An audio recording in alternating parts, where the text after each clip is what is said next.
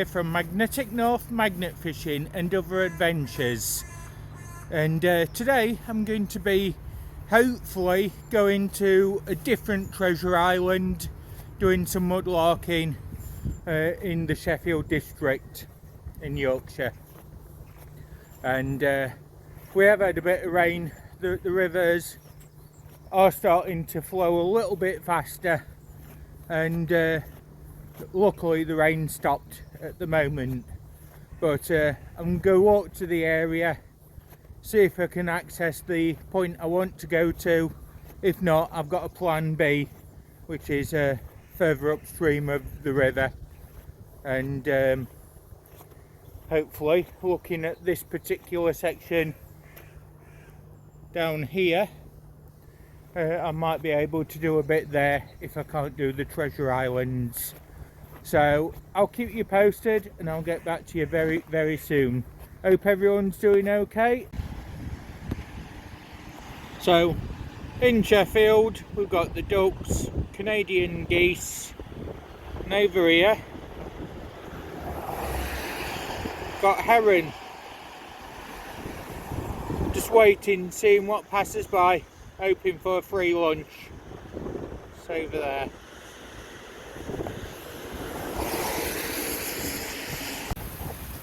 Okay, so folks, I've crossed the river very fast, very slippery rock, and I am on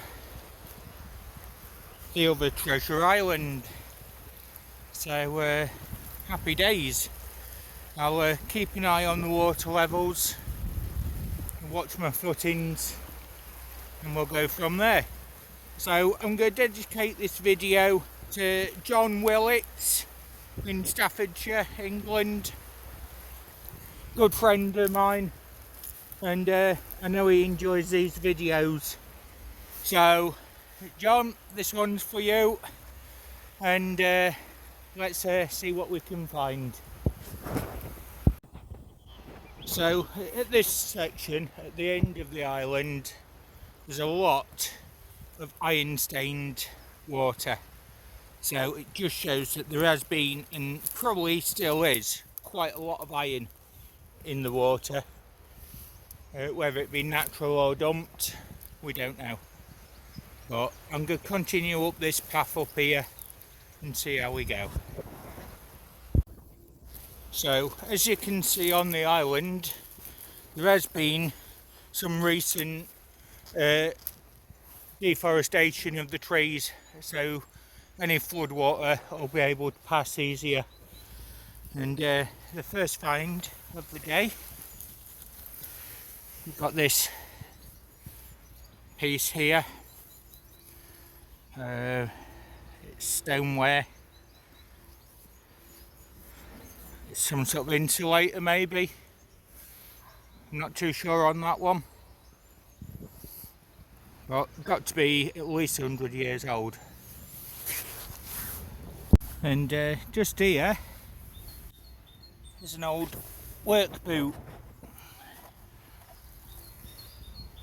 So it's iron stained at the back. It would have had an iron plate at the back. But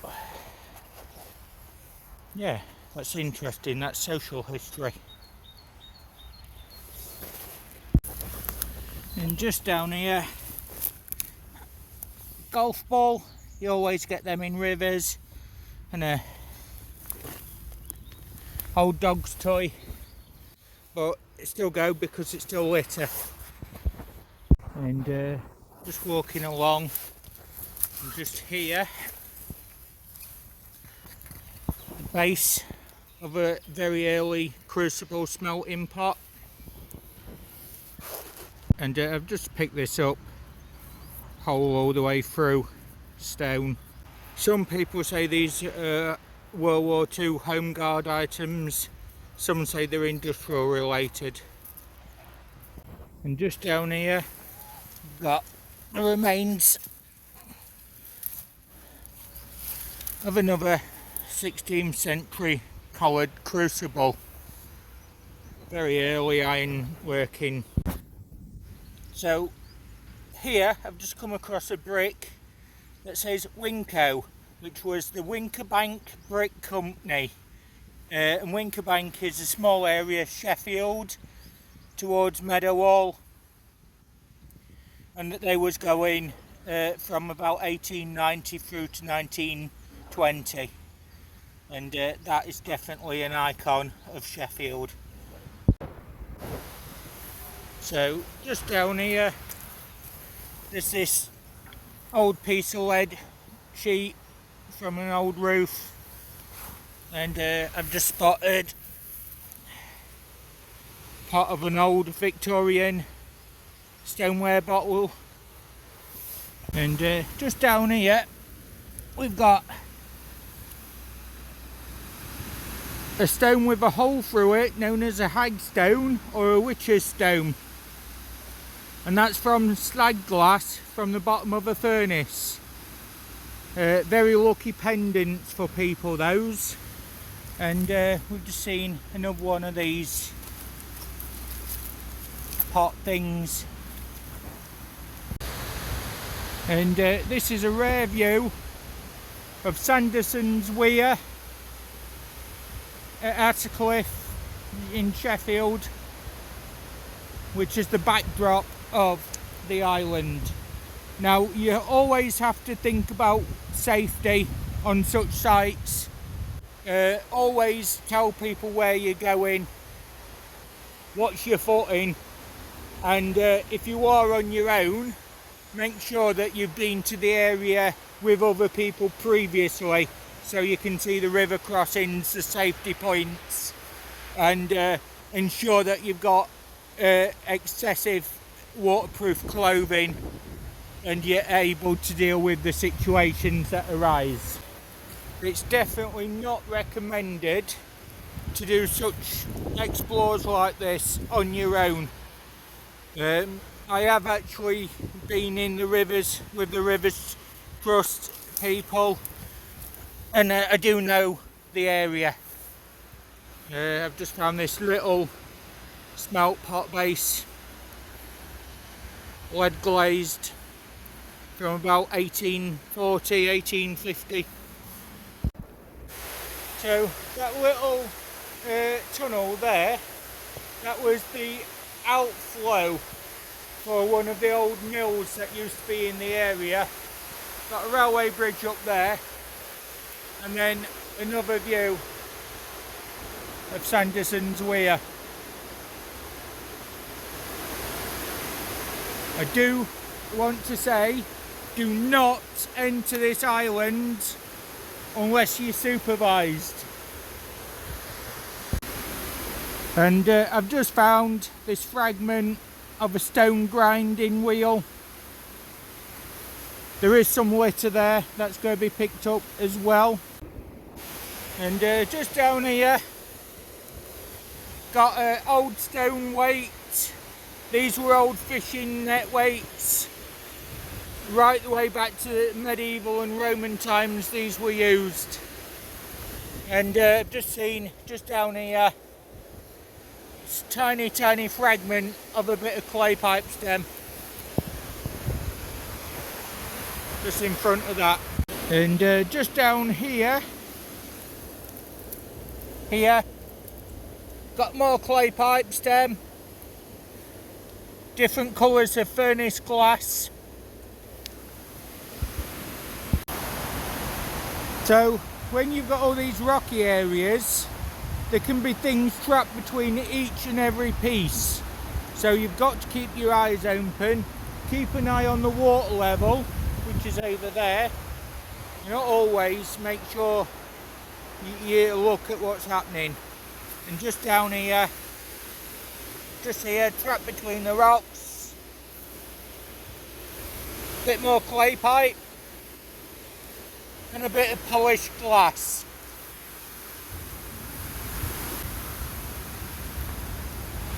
Yeah, you just have to keep an eye out. Here, I've just spotted, we've got a different shaped brick for the end of a wall. No writing on that one, but some of those had names on. And we've got this piece here of cabling. Again, it's general litter it'll go with. So I do apologise about the noise. There is a railway right at the side of me, which is very busy, and there's the noise of the water from the weir. And just down here we've got the top of a salt glaze where ginger beer bottle, that's going to be about 1870, 1880, and sometimes these were porter bottles as well. And down here we've got more lead. We'll get that out the water in the land, because that can become toxic to the environment. So over here we've got a sign carved into the wall. So here, Midland Brick Company, National Coal Board, Acton Hall. So that's a colliery brick from the 1950s or 60s. That's a mining history there. And just here, another one of those stones, the hole right through it. And just down here we've got a weight just there with a H stamp in it, and I've had one of these before, and these are generally pre-1800 for machine weights, things like that. And just had this battery. It's intact at the moment, but it wouldn't be. So plastic waste, lead waste, not good for the environment. That's definitely going to go with me as well. So I'm safely back. The stick I was using, you can see how wet and deep the water were there, and yeah, nice and safe. Not as much on the island as I hoped to be, but it goes that way. Rescued a few bits, seen a few bits, removed some trash. I'll just show you where I am. So this is the river, the island over there and over there. So I'm just catching my breath back. I'll let you enjoy the view whilst I recuperate. And I'm going to do a bit of general mudlarking down here as well. So this is the general mudlark area just here, and it does wash quite a few bits out. There's always old bricks, bits of glass, occasional bottles, pottery, things like that. There's always bits of slide glass from the old furnaces, occasionally clay pipe stems, the occasional clay pipe end as well, and you just never know. I'm just looking around, and generally it's quite clean, so I'm rather happy about that. And just down here, just there, got the remains of an old grind wheel, and just down here we've got a stone with a hole all the way through it. Nice. And as you can see, there's bits of furnace waste, things like that. And I've just spotted over here a really nice piece of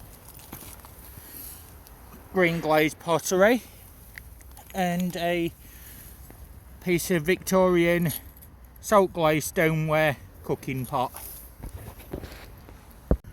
So just there, remains of some copper wire and I'm now down at this section here. So interesting about this particular area, in the past people have magnet fished and things have turned up. And just over there on the bridge I can see there's some rocks and that under the bridge there, and some twigs, bits of things that will need checking. But just there on the bridge, I'll show you when I get closer, it says danger, and there was live explosives found in this area, which turned out to be a World War II grenade. I'm looking around and it is generally quite clear of normal debris, so that's a good sign. There is regular litter picks down this way as well. So just up here, oh, I've just spotted just down here, if I zoom in, just here, so back out another bit of clay pipe stem, and just as we get over here, I'm looking, there's another bit of clay pipe just there, just there. So this here is the sign, and that's for where the grenade turned up, and that was located somewhere down there. Found about 3 years ago, and yeah, the water is now quite clean because that area there has all been scanned and checked, and there's just very little metal in there. And just having a quick look around here, there is orange water next to the bridge, but that's because there's an underground pipe just there, and that's part of an old sewage pipe, so that actually stays where it is. Oh, and just here I've spoke too soon. Trash, bit of pop can or something, that's definitely going as well. Always remove the trash if we can, helps the environment. The foundations to the bridge under there. So just here we've got a large piece of cooking pot, lead glazed or tin glazed, and these generally date from 1700 to 1850 on them bigger pieces. And occasionally whilst walking around you do come across things that make you look twice. And here we've got the remains of a toy bunny rabbit. Let's have a look, what was it? There we go, there's the label. So again, it's litter, it'll go with us, probably being a dog's toy. So this is the other side of the bridge. This is actually an old construction, Victorian, and just there is where an iron gutter used to be. And when we get bad winters we do actually see lots of icicles hanging on them bridges. So we'll just have a look what's around. So just here we've got another piece of very early shell-bound pottery just there.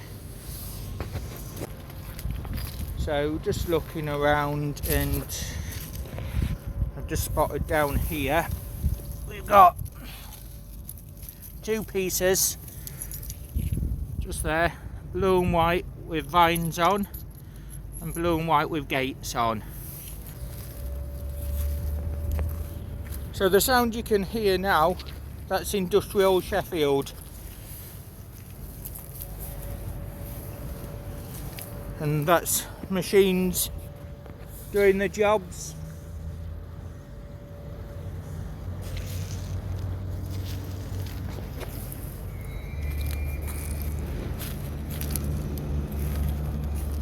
And the traffic that you hear.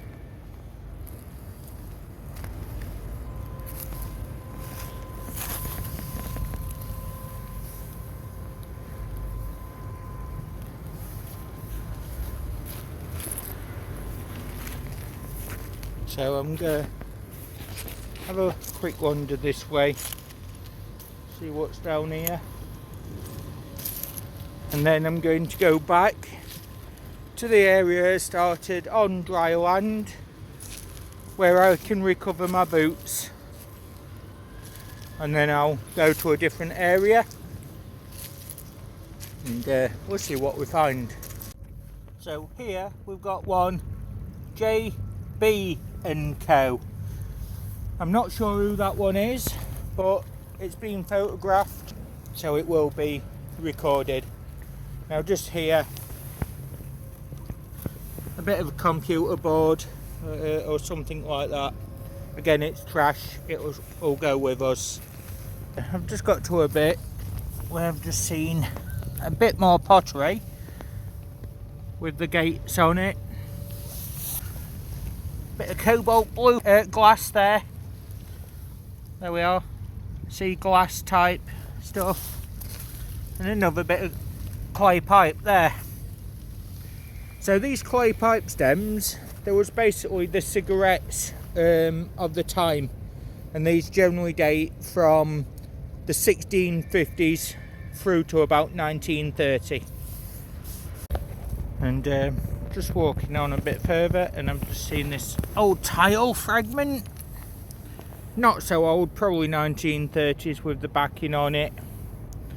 It's a very nice fleur-de-lis design. I've just spotted, it's over here, a can. That's just a can, a drinks can, that's going to be removed as well. So I've just left the riverside. There's the bridge behind me, and I'm just walking down the main riverside on the footpath, and I'll just show you something that's local to the area. So just over there we've got a structure, old artworks, and that's known as the Beacon. And just over there as well you've got another type of beacon with lights and that on top of it, and that's an old watchtower. There is a bit of a railway that goes over that bridge from the company's light railway. And just down here, this is actually a really big steel ingot, and I can't really read the details too much, but the structure behind me is the Eye of the Needle, and was put there in 1992. But yeah, that is basically lots of poured down iron made into an ingot. And down there, that's the Mudlarking embankment. So that's the island and the weir, but as you can see now, the water is actually starting to run a lot more discoloured.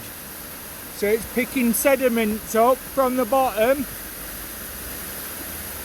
and you can see just over there that the island is starting to become submerged, and just over here the water's starting to run down all of the weir, and it's becoming faster. The rain that we've had earlier is now starting to catch up with the rest of the system, and if you look just down here, you can see the water is starting to lip on the edge of the embankment, and it's very fast on that salmon and trout race. So time that exactly dead right. You would not want to be down there now that the water's increasing. So these are the mills and hammers that used to be here, 1879. These ones. So this was the building, and it shows you where the corn mill and the two forges were, and the history just there from the 1580s. There we go. And that's the history of the area. And that's the bridge that I was just at. And there we go. So if anyone wants to read this information, feel free to stop and pause the video. And this is the mill race at the side here. And there we are, large blocks of gritstone surfaced with furnace slag. So everything was completely reused.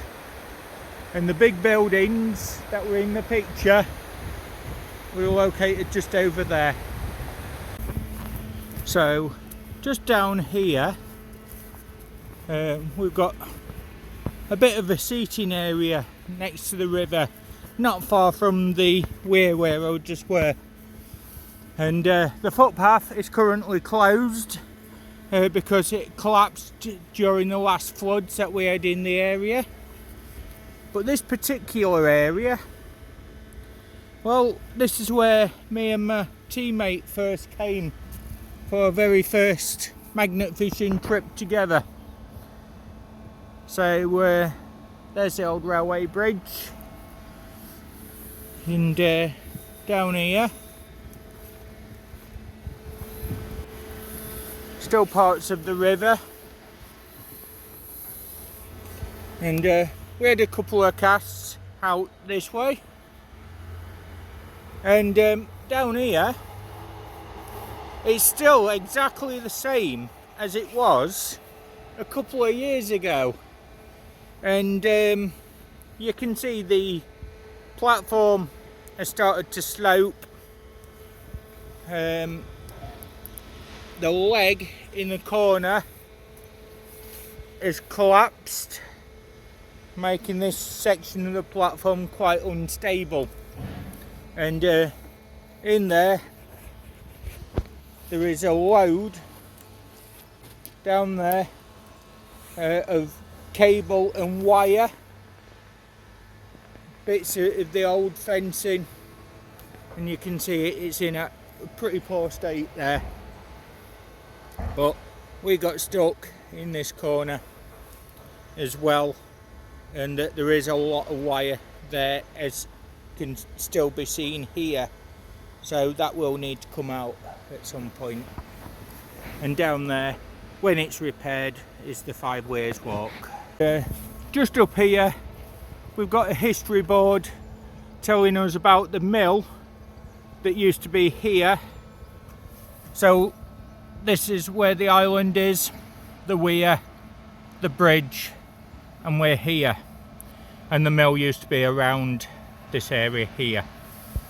So this is the history of the area back to the late 16th century. And again, if you want to read this, please pause the video.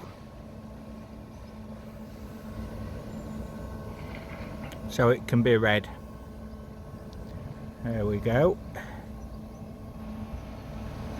So basically, Washford Road Bridge, we were down there earlier, we've done previous videos around that,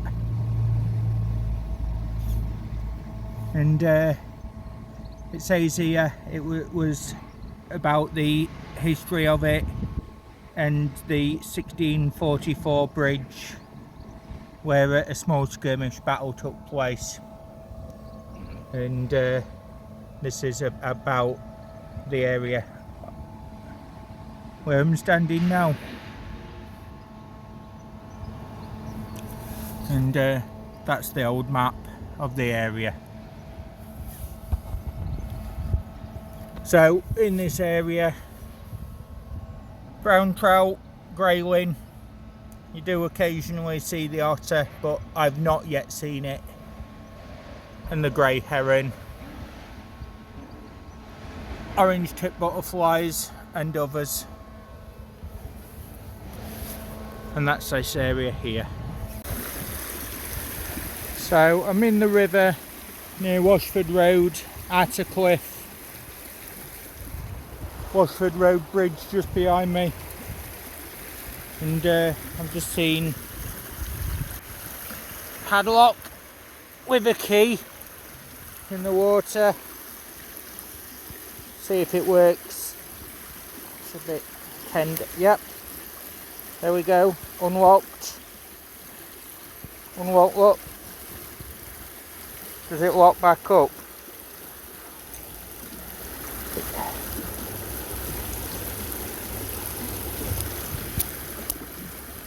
Yep, locks back up. Nice reusable item.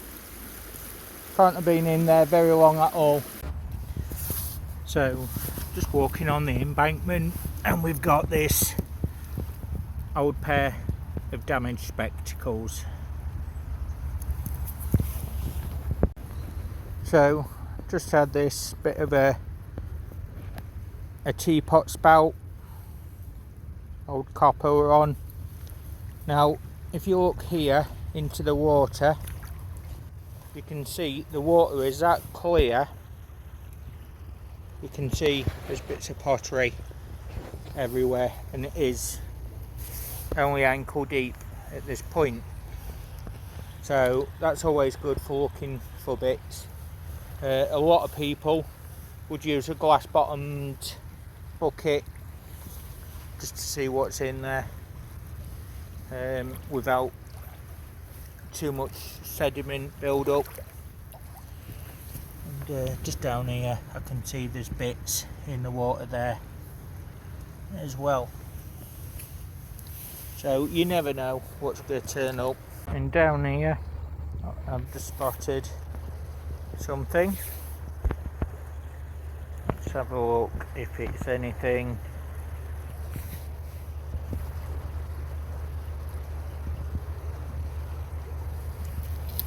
Yeah, I can see just there.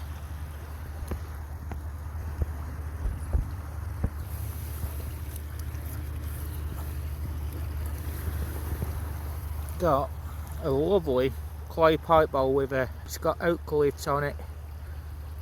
Nice. That's going to be Victorian, 1880s. So that's the history tour, mudlarking and exploration of Treasure Island and the history of the areas, and where me and Ben first magnet fished as friends basically before he was a team member. And hope you've all enjoyed this video. Don't forget to like, subscribe and comment. I do look forward to hearing and reading what you write.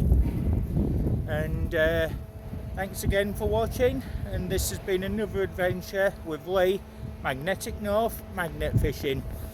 Bye for now.